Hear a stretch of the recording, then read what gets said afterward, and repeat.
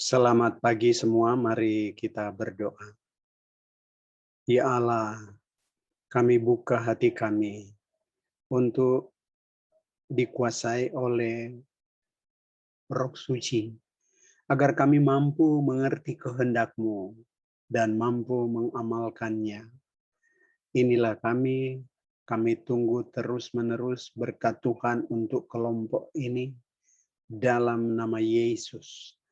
Amin. Nah, jangan lupa hari pertama kita bahwa semua kegiatan dan praktek beragama kita, termasuk doa, harus selalu ada dasar informasinya dari kitab suci. Ya, itu penting. Dasar beragama paling aman adalah kitab suci. Yang berikut pada hari yang kedua, pertemuan kedua, doa berempat mata dengan Yesus, doa pribadi, melebihi mujarabnya doa kelompok, seperti doa yang kita lakukan ini. Tetapi bukan berarti doa kelompok itu nggak perlu. Inspirasi menyebutkan doa kelompok seperti kegiatan dari 24/7 ini itu penting dan sangat penting.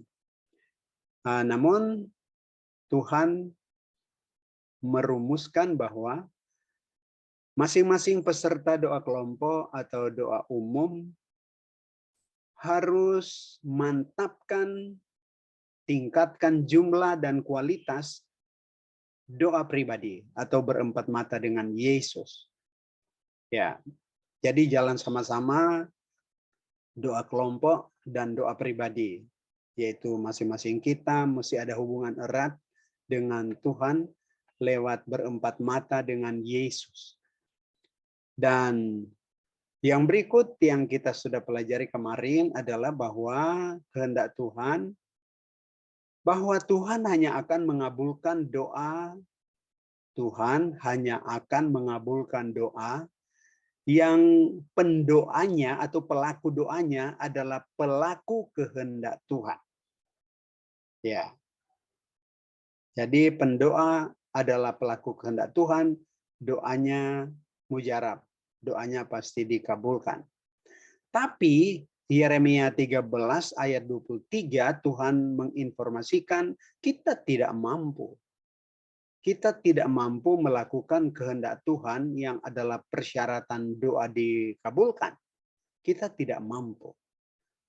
Makanya ayat emas dalam perjanjian lama Yeremia 13 ayat 23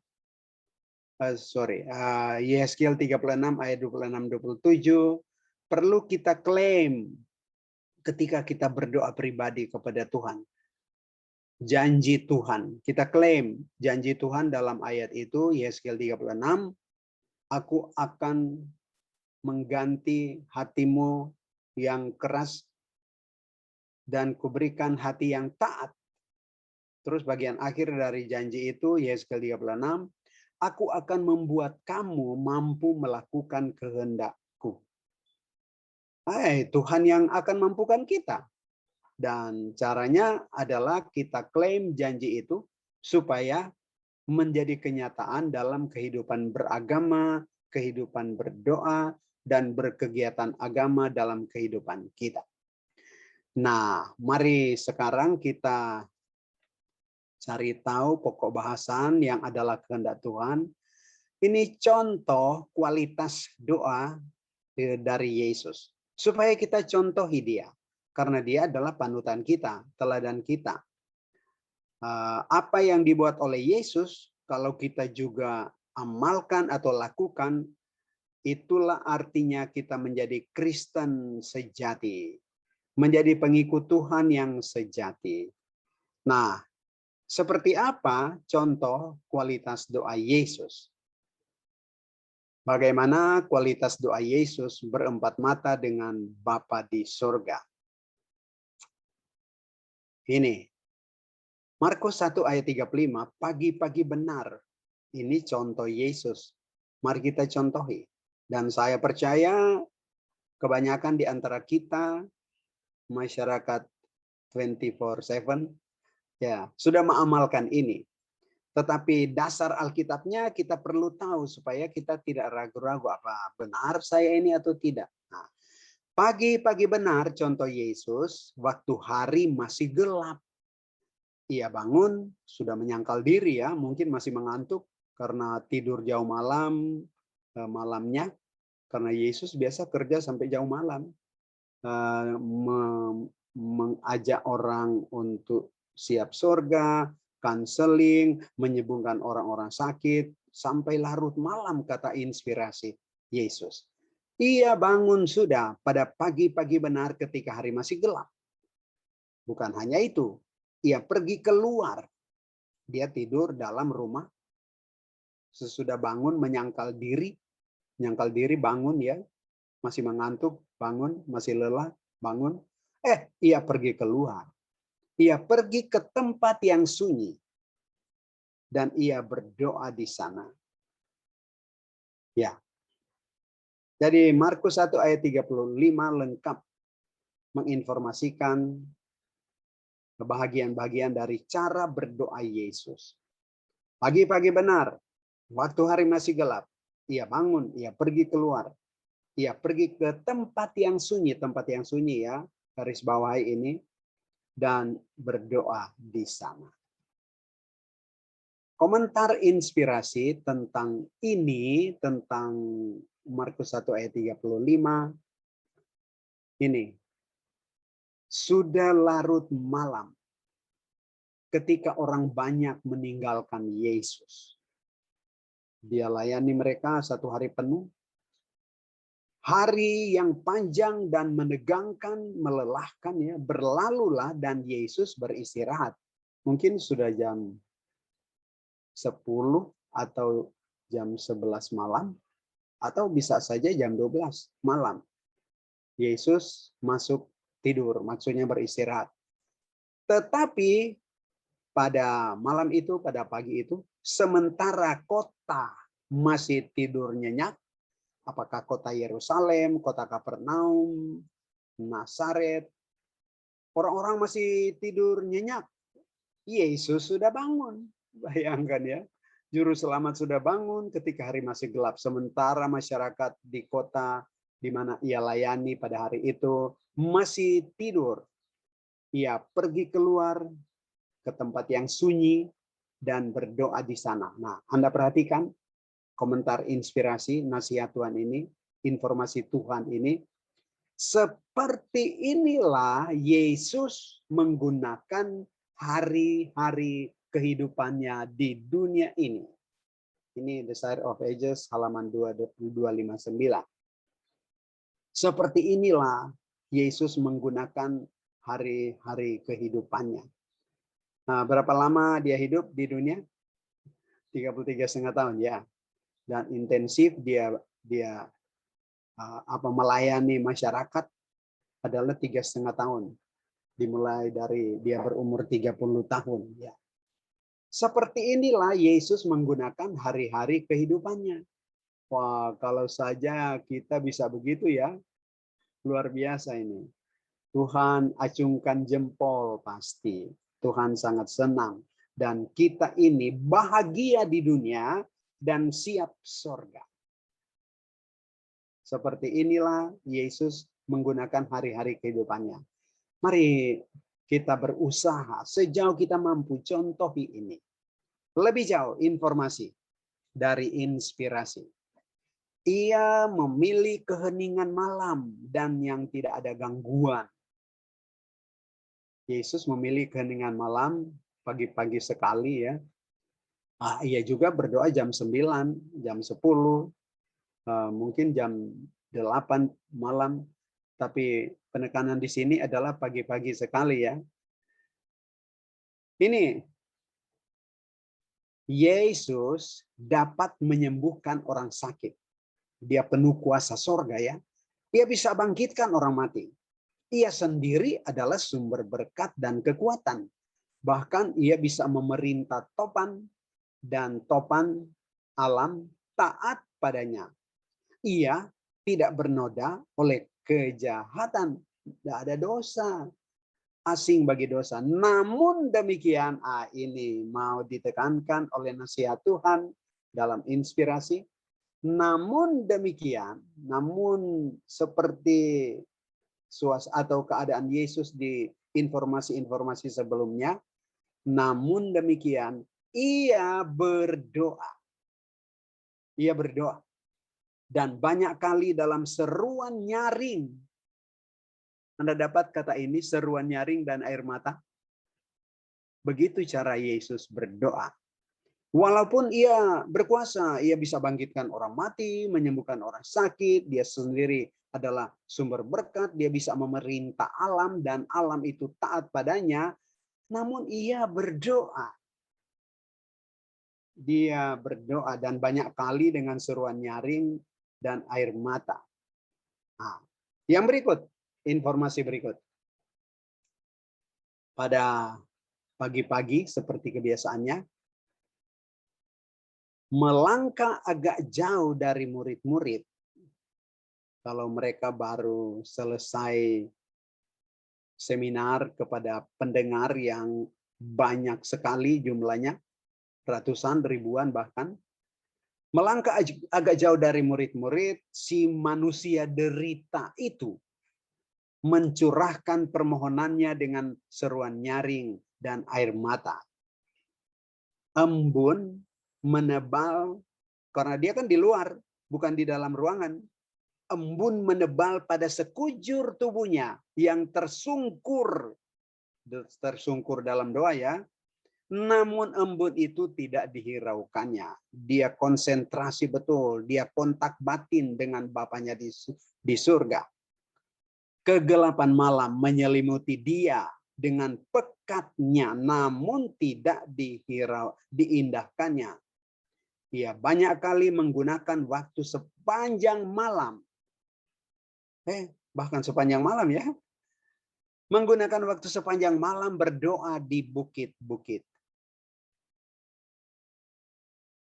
Lukas 6 ayat 12. Ini doa pribadi atau berempat mata yang dicontohkan Yesus. Pada waktu itu pergilah Yesus ke bukit untuk berdoa dan semalam-malaman ia berdoa kepada Allah. Lalu dikuatkan oleh inspirasi tadi yang ini yang kita sudah baca barusan.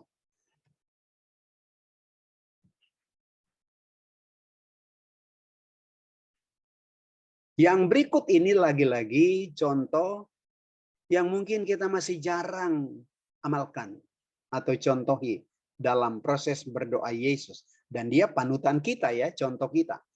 Contoh apa saja, tapi khususnya kita mempelajari contoh berdoa Yesus. Ini, Ibrani 5 ayat 7. Ini mesti sering dibaca oleh umat-umat pemelihara Sabat di seluruh dunia. Penting. Yesus memberi contoh dalam hidupnya sebagai manusia. Ia telah mempersembahkan doa dan permohonan dengan ratap tangis dan keluhan kepada dia, Bapaknya maksudnya. Dan karena kesalehannya, ia telah didengarkan. Doanya selalu dikabulkan. Dia kan manusia 100%. Jadi dia bergantung pada kekuatan ilahi, kekuatan Bapa, kekuatan Allah. Dia bergantung.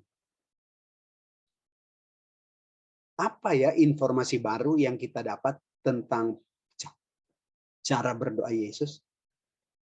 Ia mempersamakan doa dan permohonan dengan ratap tangis. Wah, ratap tangis. Bagaimana bisa ini? Dia kan umurnya 30-an sudah pada saat itu. Doanya ratap tangis. Dunia menganggap orang dewasa menangis kekanak-kanakan. Tapi kalau sorga melihat anak-anak Tuhan berdoa, menangis, padahal mungkin mereka sudah kakek, sudah remaja, sudah umur pertengahan, itu beda. Beda dengan pandangan dunia. Kalau kita menangis dalam doa, surga acungkan jempol. Itu bukti kesungguh-sungguhan. Dan memang surga hanya akan mengabulkan doa yang berkualitas, doa yang sungguh-sungguh. Beratap tangis, contoh doa Yesus. Dan keluhan. Keluhan pengertiannya di sini adalah ulang-ulang. Ulang-ulang. Sambil menangis, ulang-ulang. Bapa di surga, kabulkan, saya mau si Petrus itu. Ini contoh doa kalau dia berdoa untuk Petrus. Dan Alkitab memang bilang begitu. Kalau supaya Petrus jangan gugur imannya. Tolong Bapa, si Petrus supaya kuat. Si Yohanes, dia berdoa untuk masyarakat yang dia baru layani hari itu. Tolong mereka yang sudah saya sembuhkan. Mengasihi Tuhan dan bertakwa kepada Tuhan dalam hidup mereka. Ulang-ulang keluhan dengan ratap tangis. Tapi jangan lupa, informasi ini adalah Yesus berempat mata dengan Bapa di surga. Dan doanya ratap tangis dan keluhan. Bukan doa kelompok. Bukan doa umum. Di umum dia menangis, dia mengeluh. Bukan. Ini pribadi. Kan Yesus ajar sangat privat hanya dengan Tuhan saja. Ini ratap tangis dan keluhan. Yesus tidak pernah ratap tangis dan keluhan sementara berdoa sama-sama dengan murid-murid yang enggak. Ini doa pribadi. Doa pribadi. Kalau masuk kamar dan dia menangis di kamar, terus bicara curhat kepada Bapaknya di surga. Nah, jadi jangan disalah mengerti, menangis dalam proses berdoa itu menangis ketika Anda berdoa pribadi kepada Tuhan. Bukan di banyak orang. Bukan di doa kelompok. Dan yang berikut, dan karena kesalehannya ia telah dikabulkan. Doanya maksudnya dikabulkan. Ia telah didengarkan. Kesalehannya. Dia mampu jadi saleh, si manusia 100% itu, yang bahasa inspirasi tadi, si manusia derita itu, dia mampu jadi saleh oleh karena hubungannya dengan Tuhan. Dia manusia 100%, dia tidak pernah menggunakan keilahiannya untuk jadi saleh. Enggak. Dia tergantung pada kualitas doanya sehingga dia saleh. Ketika dia dicerca, dimaki, disiksa, diludahi, manusia normal balik menyerang. Yesus tidak. Dia saleh. Mengapa dia saleh? Karena Bapa di surga memberikan kemampuan kepadanya untuk saleh, untuk melakukan kehendak-kehendak surgawi. Ya, ini poinnya. Dan ia telah didengarkan. Oke, berikut lagi. Ini murid-murid Kristus sangat dikesankan oleh doa dan kebiasaannya berkomunikasi dengan Bapaknya di surga. Pada suatu kali, sesudah terpisah beberapa saat dari Tuhan, murid-murid temukan dia sedang terlena. Ini bahasa terlena bagus sekali ya, dalam doa.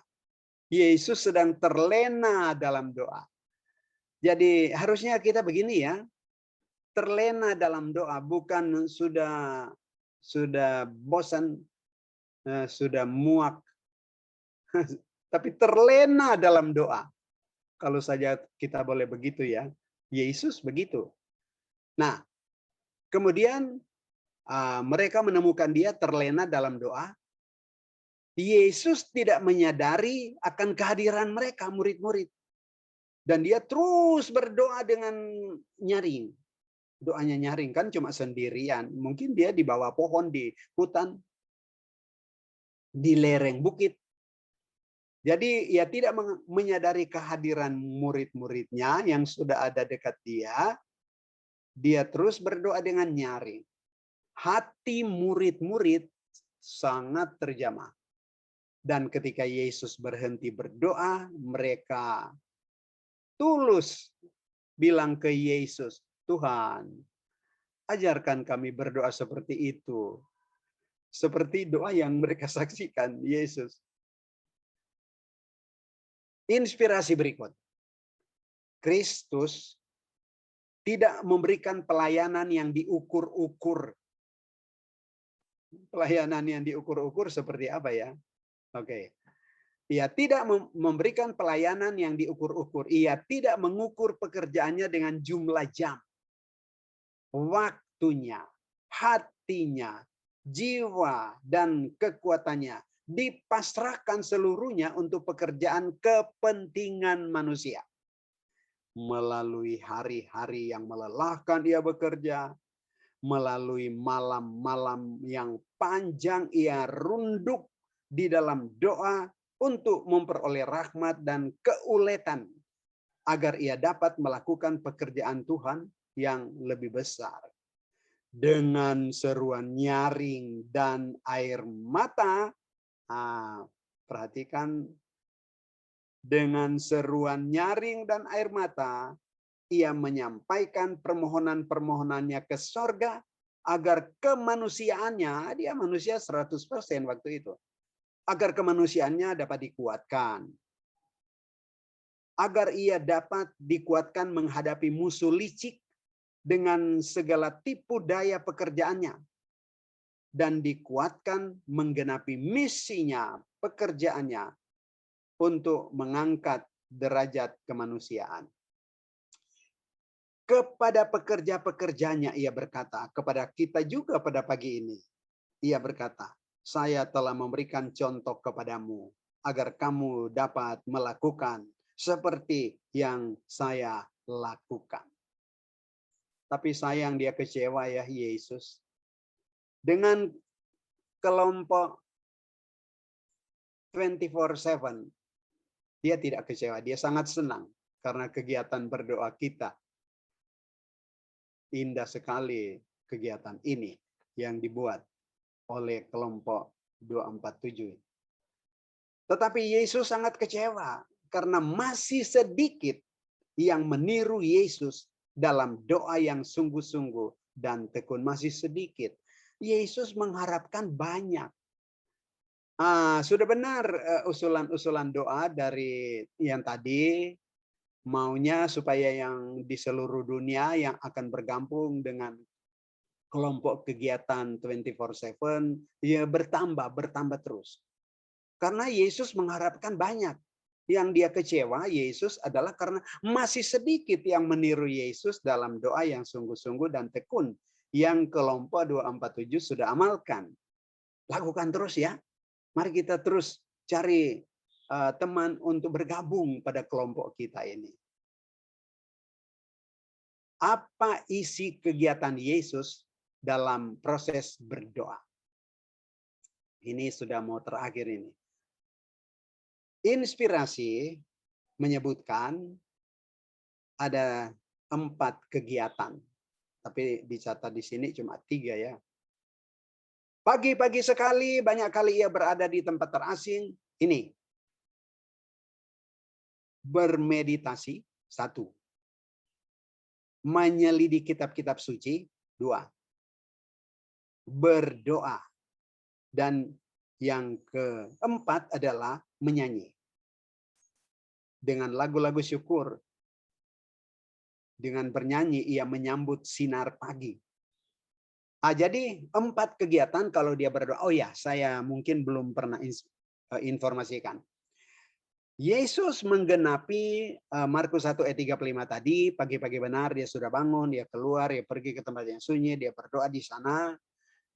Rata-rata 3 jam setiap hari, setiap subuh. Karena informasi roh nubuatan menyebutkan ia mulaikan kegiatannya pagi-pagi sekali, dia sudah bangun, sudah keluar, dia mulaikan kegiatan pada 4th watch dalam perhitungan waktu orang-orang Yahudi. Perhitungan waktu orang-orang Yahudi, 4th watch, ada first watch, ada second watch, ada third watch, ada fourth watch. Itu pada jaga keempat dia sudah bangun. Dan begitu terus setiap subuh. Setiap subuh. Tiada subuh tanpa doa pagi Yesus. Tidak ada subuh. Jadi kecuali waktu dia masih bayi, tentu dia belum berdoa subuh. Tetapi inspirasi menyebutkan ketika dia masa kanak-kanak, mungkin umur 5-6 tahun ya. Dia sudah amalkan Markus 1 ayat 35 tadi. Ia bangun, ia pergi keluar, ia pergi ke tempat yang suci, ia berdoa di sana. Dan kalau setiap subuh, tiada subuh tanpa doa seperti ini dari Yesus ya. Setiap subuh dia berdoa itu rata-rata 3 jam kalau begitu. Karena jaga keempat perhitungan waktu orang Yahudi itu pukul 3. Jaga pertama jam 6. Kedua jam 9. Ketiga jam 12. Menjaga pintu gerbang kota Yerusalem kan. Dan jaga keempat adalah jam 3. Hampir siang. Nah, pada jam itu Yesus sudah bangun dan sudah mengamalkan doa plus ini. Kita sebut ini doa plus karena ada doa yang ada tambahnya ya, doa plus. Nah, isi kegiatan Yesus berdoa selama 3 jam setiap hari, ada kalanya semalam suntuk kan? Tapi 3 jam setiap hari ini dia bermeditasi, menyelidiki kitab-kitab suci, dia berdoa, dia menyanyikan lagu-lagu syukur, lagu-lagu pujian. Kita sebut di sini meditasi, audiensi, dan suplikasi. Audiensi itu yang diambil idenya dari menyelidiki kitab-kitab suci. Tetapi begini, jangan salah mengerti ini menyelidiki kitab-kitab suci. Pagi-pagi kok Yesus sudah menyelidiki kitab-kitab suci. Apakah seperti yang kita mengerti sekarang menyelidiki kitab suci adalah kita buka Alkitab buku kita atau Alkitab elektronik kita di HP, terus kita baca-baca selidiki. Bukan begitu ini. Informasi roh nubuat ini, dia menggunakan konteks modern, konteks kita, lalu membahasakan bahwa tiap pagi jam 3 subuh, Yesus sudah ada kegiatan menyelidiki kitab-kitab suci. Kitab suci zaman Yesus mahal. Tidak ada di keluarga-keluarga Yahudi semuanya. Cuma orang kaya yang punya kitab suci karena bentuknya scroll. Bukan seperti kita gampang-gampang dapat kitab suci di HP, di buku, dan tidak mahal. Di toko buku maksudnya. Dan tidak mahal untuk membeli kitab suci. Menyelidiki kitab-kitab suci ini maksudnya adalah konsep-konsep, ide-ide, perikop-perikop, dan ayat-ayat perjanjian lama. Sebab zaman Yesus kan Alkitab yang ada, baru ada perjanjian lama. Perjanjian baru belum ada.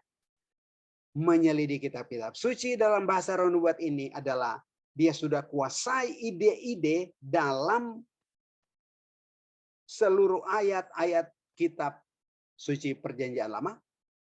Dan kalau dia berseminar, spontan ia kutip-kutip ayat-ayat di sini. Itu pengertian kita bahwa ia sudah kuasai ide-ide dalam perjanjian lama. Ada banyak kan? Contoh, Markus 7 ayat 10. Dia berhadapan dengan banyak orang yang sementara dia nasihati, lalu dia bilang, tidakkah kamu tahu apa yang dikatakan oleh Musa, bahwa orang yang tidak hormat orang tua harus mati. Ia kutip itu dari Keluaran 20, tapi dia tidak baca buku Alkitab terus sampaikan saat itu. Enggak. Itu sudah di otaknya, sudah dia hafal, sudah dia tahu, makanya dia spontan. Satu lagi, ada banyak, tapi ini contoh kita ambil 2 aja. Dalam Matius 24 ayat 15, Yesus sementara bicara, mungkin sementara seminar atau sementara berkhotbah. Terus dia tantang pendengarnya dengan mengatakan, tidakkah kamu tahu apa yang diucapkan oleh Nabi Daniel bahwa akan ada pembinasa keji di tempat kudus? Itu Matius 24 ayat 15. Ia kutip itu dari Daniel pasal 9. Yesus kutip itu.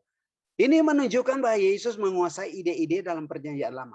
Dan dia gunakan itu untuk menasihati orang spontan. Dia langsung kutip dari Alkitab perjanjian lama. Dan dia gunakan itu, mengapa dia kuasai? Karena dia gunakan itu dalam proses berdoa plus pada subuh hari. Atau ada kalanya semalam suntuk. Makanya ini sudah jelas ya. Apa kegiatan Yesus kalau dia berdoa? Apa-apa semua proses berdoa Yesus kalau dia berdoa 3 jam setiap hari, setiap subuh ya. Dan ada kalanya semalam suntuk. Kegiatan Yesus adalah bermeditasi. Kegiatan Yesus adalah ia menguasai ayat-ayat Alkitab perjanjian lama. Dan kegiatan Yesus adalah dia curhat kepada Bapaknya di surga. Bahasanya di sini adalah berdoa. Dan itu yang kita sebut suplikasi. Dia beraudiensi ini maksudnya menyelidiki kitab-kitab suci, dia menjadi pendengar dari Bapaknya di surga. Dia yang menjadi pendengar.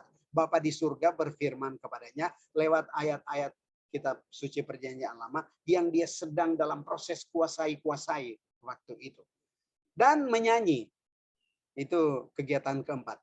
Jadi kalau Yesus berdoa rata-rata 3 jam sehari, ada kalanya semalam suntuk. Tidak